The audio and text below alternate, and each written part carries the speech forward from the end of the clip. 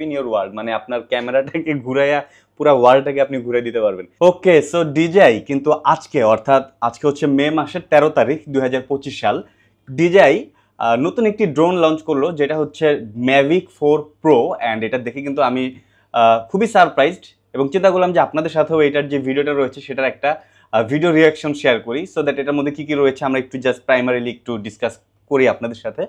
So আমরা প্রথমে একটু ভিডিওতে চলে যাই। জাস্ট আমি খুবই সারপ্রাইজ ড্রোনটা দেখে, সো আমরা একটু প্লে করি। Introducing Mavic 4 Pro। Okay, হ্যাসেলব্লেডের camera.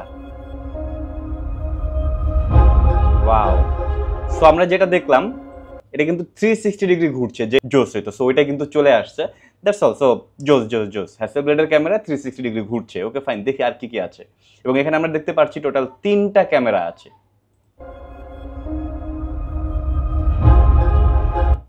Shoot on DJI Mavic 4 Pro 28mm Hasselblad camera. Hasselblad ক্যামেরাটা কিন্তু মেইন ক্যামেরা, একটু ওয়াইড, 28mm 28mm। সো এখানে কর্নারে কিন্তু দেখাচ্ছে কোন ফুটেজটা কত লেন্স দিয়ে নেওয়া রয়েছে, যেহেতু এই ড্রোনটাতে 3টা ক্যামেরা রয়েছে, সো এক একটা ফোকাল লেন্থ এক এক রকম হবে। সো ওইটা এখানে কিন্তু দেখাচ্ছে, সো খেয়াল রাখতে পারেন আপনারা এটা। ওকে, সো এটা হচ্ছে হ্যাসেলব্লেডের মেইন ক্যামেরা, যেটা হচ্ছে 4x3 CMOS হ্যাসেলব্লেড ক্যামেরা, 100 মেগাপিক্সেল। বুঝতে পারছেন 100 মেগাপিক্সেল মানে কি? Just awesome. এটা দিয়ে আমরা 6K তে 60 FPS এ HDR ভিডিও রেকর্ড করতে পারবো। জাস্ট 60 FPS 6K 60 FPS মানে কিন্তু আমরা কিন্তু ভালোই স্লো মোশন করতে পারছি। দেন এখানে আরো দুটা ক্যামেরা আছে, দেখি এই দুটা ক্যামেরা নিয়ে কি বলেছে। ওকে, সো এই একটা ক্যামেরা হচ্ছে 1x1.3 inch CMOS medium tele camera.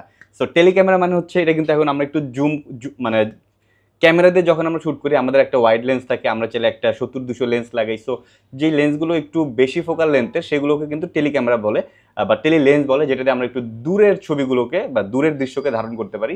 So এটাতে কিন্তু একটা মিডিয়াম টেলি ক্যামেরা রয়েছে যেটা 48 মেগাপিক্সেল 4K শ্যুট করতে পারবেন এবং 60 FPS। ফাইন। অ্যান্ড আরেকটা রয়েছে যেটা হচ্ছে এই ক্যামেরাটা, এটা হচ্ছে 1x1.5 ইঞ্চি CMOS টেলি ক্যামেরা, এটাও টেলি ক্যামেরা। সো এটার মেগাপিক্সেল হচ্ছে 50, 4K তে 60 FPS। অর্থাৎ এই ড্রোনটিতে কিন্তু যে 3টা ক্যামেরা রয়েছে, একটা ক্যামেরা হচ্ছে হ্যাসেলব্লেডের যেটা মেন ক্যামেরা, যেটা হচ্ছে 28mm, আর বাকি দুইটা হচ্ছে টেলি ক্যামেরা। সো আপনি কিন্তু জুম করে ছবি তুলতে পারবেন, আপনার কোয়ালিটি কিন্তু ডাউন হবে না। জোস, দেখি তারপরে কি আছে। ইনফিনিটি গিম্বল 70 ডিগ্রি পর্যন্ত আপওয়ার্ড করতে পারবেন। আবার একটু দেখি, ইনফিনিটি গিম্বল 70 ডিগ্রি পর্যন্ত আপওয়ার্ড করতে পারবেন, অর্থাৎ আপনার ড্রোন চলছে এভাবে কিন্তু আপনার ক্যামেরাটা ঠিক এভাবে, সো উপরের ফুটেজ নিতে পারছে। Just colour new aerodynamic design, 51 minute flight time. ভাই এত সময় আমি ফ্লাই করে আসলে করব কি? আমি নর্মালি যখন কাজ করি আমার 5-10 মিনিট বা সর্বোচ্চ 15-20 মিনিটে কিন্তু কাজ হয়ে যায়। সো যেখানে 51 মিনিট মানে অলমোস্ট 1 ঘন্টা। এবং এটার ও মাই গড, এটার স্পিড দেখেন, টপ স্পিড 90 কিলোমিটার/আওয়ার। জাস্ট ইমাজিন একটা ড্রোন যেটা 90 কিলোমিটার/আওয়ারে আপনি রান করছেন। ইনফিনিটি গিম্বল 360 ডিগ্রি, অর্থাৎ 360 ডিগ্রি পর্যন্ত ঘুরতে পারবে। সো এটা কিন্তু এক ধরনের FPV ড্রোনের মতো হয়ে যাচ্ছে। আপনি ড্রোন চালাচ্ছেন, সাথে সাথে হচ্ছে আপনার ফুটেজটা এভাবে ঘুরছে। জাস্ট ইমাজিন যে কতটা জোস আপনি কাজ করতে পারবেন। ওয়াও,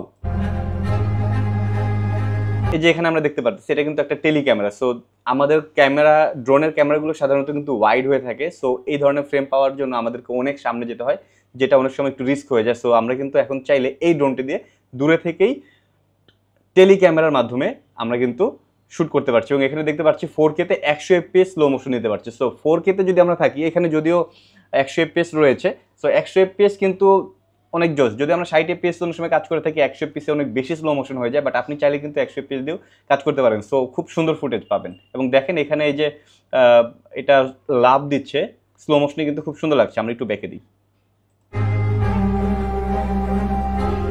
এটাও একটা টেলি, যেটা হচ্ছে 70mm দিয়ে রেকর্ড করা।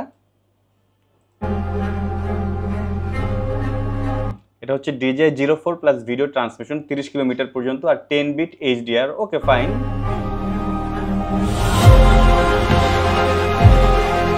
অ্যাক্টিভ ট্র্যাক 360 ডিগ্রি জোস, মানে আপনি সাবজেক্ট যখন এই যে দেখতেছেন এই ভিডিওতে যখন এরকম মুভ করবে তখন কিন্তু সাবজেক্টকে ট্র্যাক করে থাকবে। সো ট্র্যাকিং নিয়েও কিন্তু আমাদের অনেক বেশি ঝামেলা পোহাতে হয় অনেক সময় শ্যুটের মধ্যে। যারা অনেক বেশি প্রো তারা এটা পারে, বাট এখন কিন্তু মোটামুটি আপনি যদি ড্রোন অপারেট করতে পারেন তাহলে কিন্তু এই ফিচারটি আপনি ইউজ করে আরও অনেক সুন্দর সুন্দর আরও ক্রিয়েটিভ প্রফেশনাল লেভেলের ফুটেজ নিতে পারবেন। জোস। আমরা আবার একটু ব্যাক থেকে দেখি।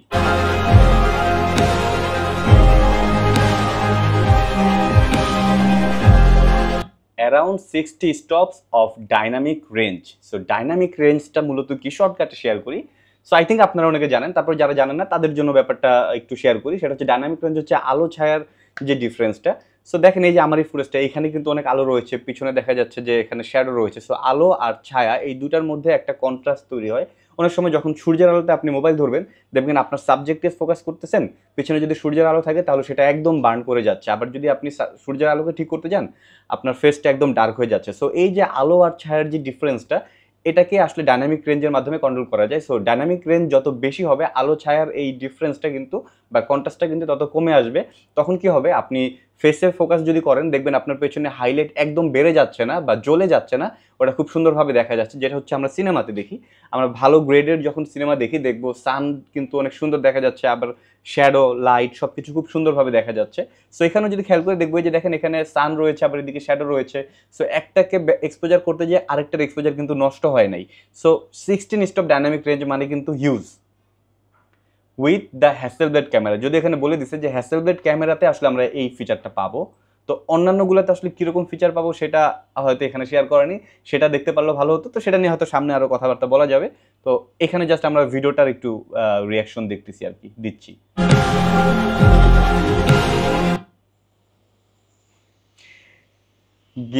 রিমোটের জিনিসটা একটু দেখি। রিমোটটা জোস না, মানে রিমোটের সাথে যেই নটগুলো থাকে, কি বলো ওইটাকে, জয়স্টিকগুলো থাকে, ওইটাকে কিন্তু দেখা যায় যে অনেক সময় না আমরা যে ড্রোনগুলো ইউজ করি ওটা খুলে আলাদাভাবে রেখে দিতে হয়, বাট এখানে কিন্তু খোলার কোনো ঝামেলা নেই। এটার ভিতরে ফোল্ড হয়ে থাকবে, আপনি জাস্ট ডিসপ্লেটা উঠাবেন। এবং ডিসপ্লে ফিচারটাও কিন্তু আমার কাছে খুব ভালো লাগছে। এটার সাথে যে ডিসপ্লেটা থাকে সেটাও কিন্তু এখান থেকে একটু ফোল্ড করে উঠানো যায় এবং নিচের জয়স্টিকটা সেটা বের হয়ে আসে, মানে ইউনিক। আবার একবার দেখি।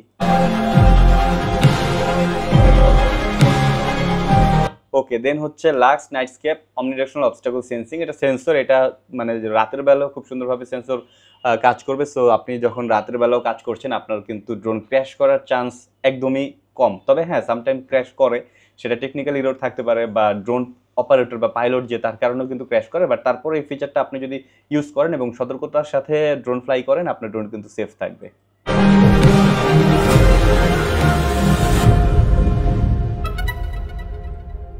Spin your world. সো এই ড্রোনের যে ডায়লগটা সেটাই কিন্তু দিয়েছে স্পিন ইয়োর ওয়ার্ল্ড, মানে আপনার ক্যামেরাটাকে ঘুরাইয়া পুরো ওয়ার্ল্ডটাকে আপনি ঘুরে দিতে পারবেন। ওভারঅল কিন্তু আমার কাছে খুব জোস লাগছে।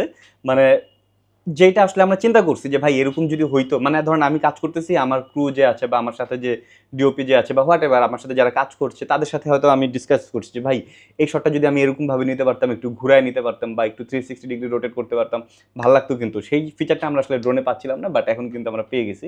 So DJI Mavic 4 Pro spin your world. So আমরা জাস্ট এক নজরে পুরো ভিডিওটা এখন আরেকবার দেখবো। আমি কোনো কথা বলবো না, আপনাদের সাথে পুরো ভিডিওটা কোনো প্রকার ডিস্টারবেন্স ছাড়া একবার দেখবো।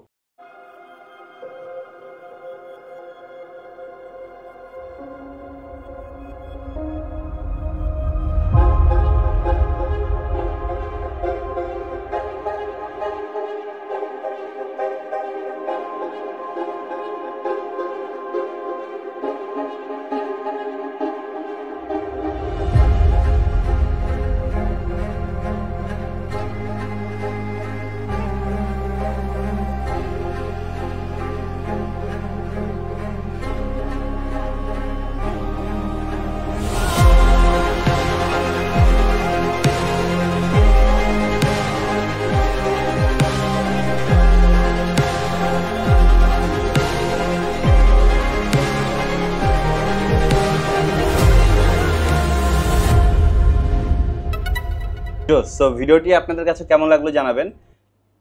আমার ভিডিও না, মানে ড্রোনের ভিডিওটি বা ড্রোনটি আপনাদের কাছে কেমন লাগলো জানাবেন। যদিও আমি এই ড্রোনটার প্রাইসটা নিয়ে একটু চেষ্টা করেছি জানার জন্য, মানে ড্রোনটা জাস্ট আজকে কিছুক্ষণ আগে এটা লঞ্চ হয়েছে। সো প্রাইসটা আমি এখন পর্যন্ত বের করতে পারিনি। সো আপনাদের আইডিয়া আসলে কীরকম হতে পারে ড্রোনটা শেয়ার করতে পারেন, কিন্তু মানে কমেন্ট বক্সে আপনারা চাইলে জানাতে পারেন যে মোটামুটি আপনাদের যে এক্সপিরিয়েন্স বা একটা আইডিয়া থাকে না যে এই ড্রোনটার প্রাইস অ্যারাউন্ড এরকম হতে পারে। সো কম বেশি কিন্তু কমেন্ট করে জানাতে পারেন। এবং অবশ্যই যে যদিও আমি এই ড্রোনে খুব একটা বেশি এই ড্রোন সম্পর্কে কথা বললাম না, জাস্ট হচ্ছে এটার একটা প্রমোশনাল যে ভিডিওটা ছিল সেটার একটা রিয়াকশন ভিডিও আপনাদের সাথে শেয়ার করলাম। তবে ভেরি সুন এই ড্রোনটার আরও স্পেসিফিকেশন বা অন্যান্য কী কী ফিচার রয়েছে A to Z আপনাদের সাথে নিয়ে আসবো, ইনশাল্লাহ চেষ্টা করব। সো ভিডিওটি যদি ভালো লেগে থাকে অবশ্যই লাইক, কমেন্ট, শেয়ার, সাবস্ক্রাইব করবেন। দেখা হচ্ছে পরবর্তী ভিডিওতে। আসসালামু আলাইকুম।